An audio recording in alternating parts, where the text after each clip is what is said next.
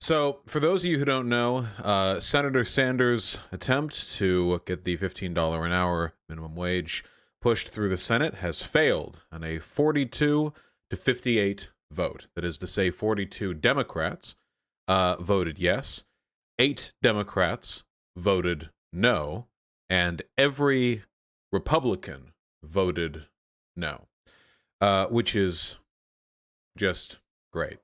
I've got a lot to say about this, but really, I think that so much of it is just summed up by the spectacular behavior of Senator Simina. Cinema? Is it cinema or cinema? It's probably one of those. Like cinema, you know, like movies? Yeah, okay, gotcha. Her spectacular behavior. Here's her voting no, by the way. She brought an actual slice of cake to the Senate floor. She goes up there and look at that bob when she does it too, like a theater kid, you know. It's not just the thumbs down, which, by the way, is not a part of senatorial procedure as far as I know, but we do this mean girls sway. Is she a Dem? Yeah, she's a Dem from Arizona. A Democrat Arizonian senator. And she, of course, in the past has said that we should raise the minimum wage, that the place where it's at right now is not sufficient. So, you know, here she is putting her money where her mouth isn't, I guess. People are very mad at her. It's hard not to be. I mean, she's doing this little, you know, bob sway thing, well, rejecting a $15 an hour minimum wage. Now, of course, thank you.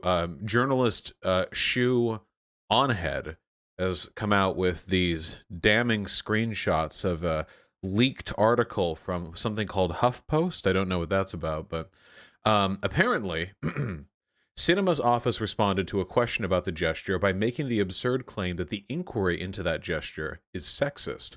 Commentary about a female senator's body language, clothing, or physical demeanor does not belong in a serious media outlet. Hannah Hurley, a spokesperson for Sinema, told HuffPost. You ever wanted a banner post for what liberal identity politics looks like, then there you go. You have a multi-millionaire getting up there on the Senate floor to do a little, you know, little bye-bye to a higher minimum wage for hundreds of millions of Americans. And if you question that, it's sexist, actually. I'll tell you this, though. I'll say it right here. It's well known that I hate women. You know, I will not reject that moniker. But if a man had gone up there and done the same thing, I wouldn't have liked that either, you know? If a guy had gone up there, Senator Cruz, what's your position on the $15 an hour minimum wage? Yeah, I don't know. I don't know. Yeah, I don't know about that, guys. I feel like that wouldn't have hit it with me either, you know? It wouldn't have sold with me. Oh, yeah, Contra had a great tweet on this. What is it? Used to work at a 10 an hour job and was barely enough to live on as a single adult. $7.25 is ridiculous. The minimum should be 15. Also, this is a very 3 weeks in HRT outfit. And since I've had a lot of trans friends, I actually know exactly what she means, and it's very funny. And I'm glad that she said it because I couldn't ever say that. Yeah, I'm glad though. So anyway, it wasn't, of course, just Sinema. There were, as I said, 8 Democrats who voted no. As posted here in this wonderful tweet, new enemy list just dropped. Here you go. Of course, we have Joe Manchin over here in the top right. That's not surprising to any of you. We have the very ineptly named King down there in the bottom right. Not accurate. Then, I'm not even going to say this guy's name, but he had some racist parents, I'll tell you that much. And, folks, they said he was a grifter, and I guess it was proven right, okay? We have Hassan Piker coming in, bottom row, second from the left. You know, he talked a lot about raising the minimum wage. I don't know what happened there. I feel betrayed, frankly, you know, but that's what we're dealing with. So for those keeping count, it was a 58 to 42 vote. That would mean, if you can do your math, 58% of United States senators voted against the $15 an hour wage amendment. 58%. Whereas quite a few Americans support raising the minimum wage to $15 an hour. Now, there's a lot of polling on this. This Pew Research poll from mid-2019, and so this would have been before the pandemic, showed that about 2/3 of Americans support raising the minimum wage to $15 an hour. So we have 42% of the Senate supporting it, but 67% of Americans supporting it. Now, to be fair, this is a high estimate. I have seen some polling data indicating that it's more around 60 to maybe even as low as 55%, but it seems like something that I've never seen anything lower than 50%. A majority of Americans, a plurality of Americans, want a $15 an hour minimum wage. But I don't think it's going to happen for a while, guys. I'm not going to lie. Now, there are a lot of reasons why this is the case. One of them is that the Senate is a fundamentally anti-democratic institution because it is not representative by population, and because rural areas tend to be more Republican.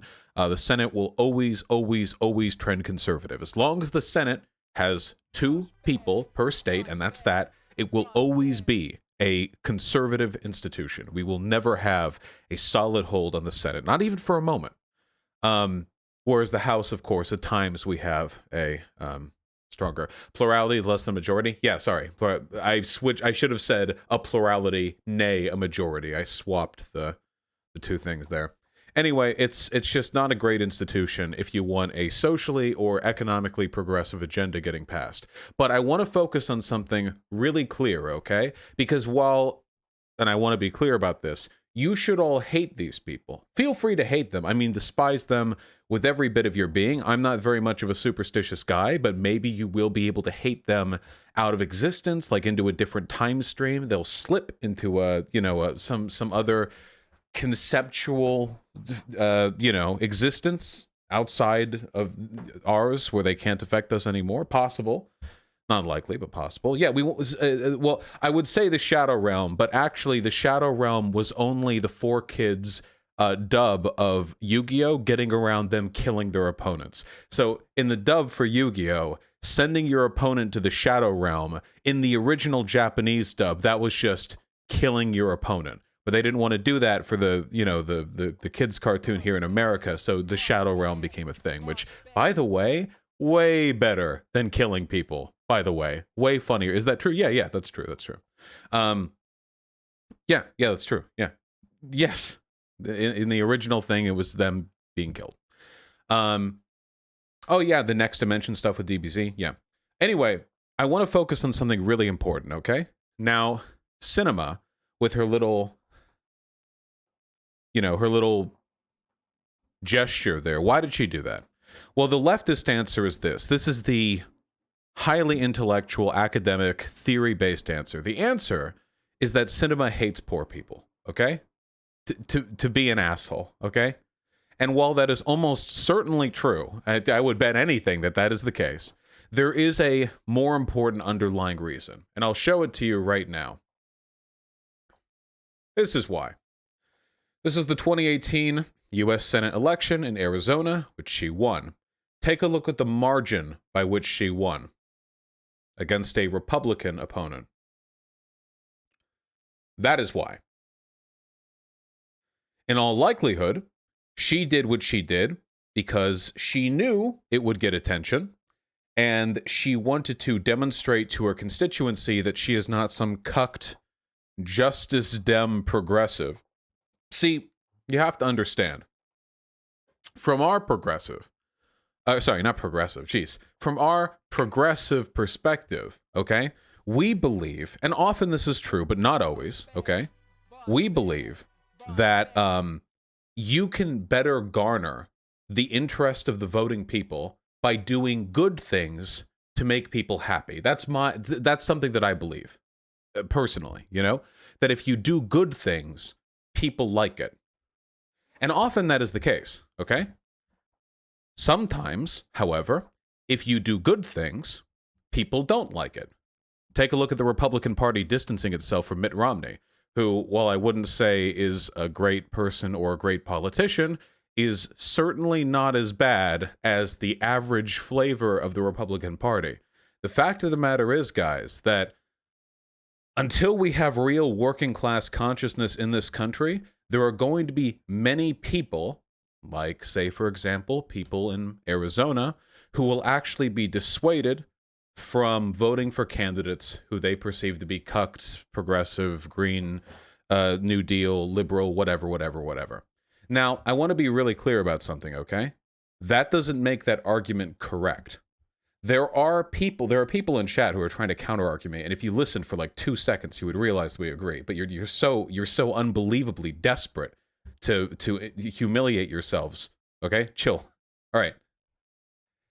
There's a perception in some communities, for some constituencies, that avoiding overt progressivism is key in not getting voted out in the next election.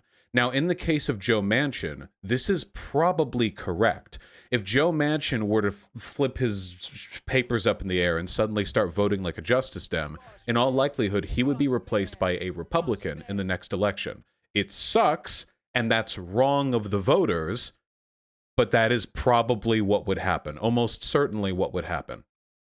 At the end of the day, for the most part, when we see misbehavior on the part of politicians, like what Cinema did, it is not because they are uniquely and personally evil, though often they are pretty shitty people. It's because they're doing what they think will get them reelected. Cinema is a fairly young woman. She has the potential to spend quite a bit of time in the Senate. She might be thinking about her long-term prospects. If you want to focus on something, here's what you should focus on, okay? Because there are two routes you can go. You can hate and you can despise and you can try to push these politicians left, or you can try to push their constituencies left. The answer, of course, is that you should do both, especially the hating them. That's the thing you should do more than anything else. You can primary them, you can try, but if their constituents are conservative, primarying them will not work. That's the thing a lot of people forget. Sometimes people actually forget this. Is people will say, like, yeah, we'll primary Joe Manchin. You're not primarying Joe Manchin, motherfucker. You're not I'll tell you who will primary Joe Manchin, okay? A Republican will primary Joe Manchin. That is the person who will primary Joe Manchin, okay? Now, there are ways to navigate these problems. There are ways to push and put pressure on more moderate or more corporate or more conservative legislators to move them in a positive direction. There are things you can do. One of the things that you can do is hate them as vocally and as openly as possible. Please memorize these faces and names. That is a thing that works because public ire is a currency that can be traded and used. Who is bottom right? The guy in the bottom right is called King. But remember this, okay? At the end of the day, these people's individual terrible tendencies are secondary to institutional issues. And the institutional issues are this. The Senate is a fundamentally conservative institution, and there are a frightening number of conservative people in this country, and those constituencies will vote for conservative candidates. And those are the things that we should focus on first and foremost. And we should sell their voters on that too, by the way. Because, and a lot of you people don't seem to be understanding what I'm grasping, so I'll repeat this one more time. The fact that $15 an hour minimum wage is supported broadly within a state does not mean the people in that state are going to vote blue. You saw what happened in Florida in 2020? You remember, don't you? They voted $15 an hour minimum wage and for Trump. Now, how does that make sense? Seriously, how does that make sense? Well, it makes sense if you remember something very important, which is that voters are fucking idiots. They do not have a consistent or cohesive understanding of political issues. They know very, very little, and they usually get sold on emotional issues, okay? And they are easy to sway, and they are undereducated, and corporations and politicians spend hundreds of millions of dollars on moving their opinion on key issues so they act outside of their own interests. There are people who are pro-union, pro-higher minimum wage, who vote Republican. It's incomprehensible unless you remember that there's really no comprehending it, at least not if you assume they're acting in their own self-interest, which they're not if they want those two things and voted Republican. Do you understand? Eyes on the prize, people. We're not abolishing the Senate anytime soon, okay? Eyes on the prize. What you need to do, what we need to do, okay, is we need to, A, convince the constituencies that these people represent that these politicians are not Whoa, the fuck did I hit? What button did I hit? I hate Twitter, dude. Convince these people, or sorry, the constituencies of these people that this approach, that these policies, that this behavior is disgusting and unacceptable, okay? To move the population left, to convince the population that more can be done, to pull them, and this is critical, off of those meaningless culture war issues and towards meaningful issues, okay? People who vote on whether or not Potato Head is trans, or people who vote on Dr. Seuss being censored. There are people who will be voting on that in 2022. Probably hundreds of thousands of them. That'll be what they're thinking of most. Lola Bunny. Yeah, where'd the titties go? They'll be voting on Lola Bunny. That's what we'll be thinking 2022. Democrats have already lost people. They're gigantic milkies. What about Mark Kelly voting yes, though? All right, so I'm going to repeat this one more time. I'm not justifying what these politicians did. I'm explaining that the reasons why they do what they do is because they're beholden to their constituency, and they are under the impression either that this is what their constituencies want or that they can get away with it. And the easiest way to deal with this is to make sure that they cannot get away with it, and the best way to do that is to make sure that their constituencies are fully aware of how hard they're being fucked over. Does that make sense?